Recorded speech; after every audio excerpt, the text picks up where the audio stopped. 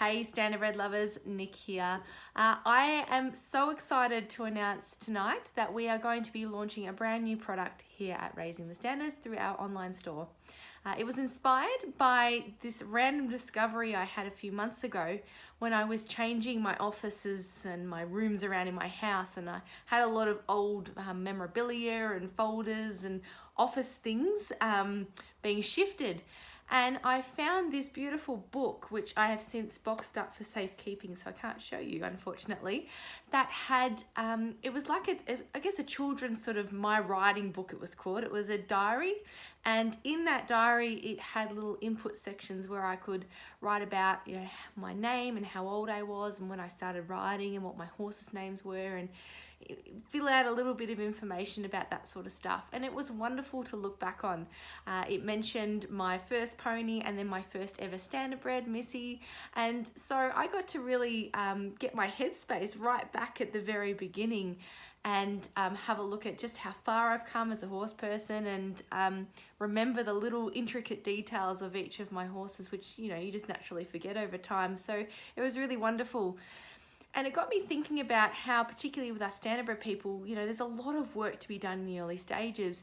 And I think some of us can get really down and out, focusing on all the things we can't do or worrying about all the things that we can't do and having our eye on the prize of some of our bigger goals.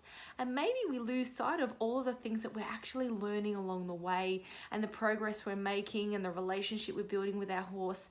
That, you know, it's not until you get 6 months ahead or 12 months ahead and you go, oh, I can't do all these things, but look at all of the things I can do, that you start to realize that, you know, you are doing this retraining thing and you're doing a darn good job of it. And I think it's nice to also see changes in the relationship with your horse and, you know, changes in the way your horse is from the day that they arrive through to, you know, your present moment.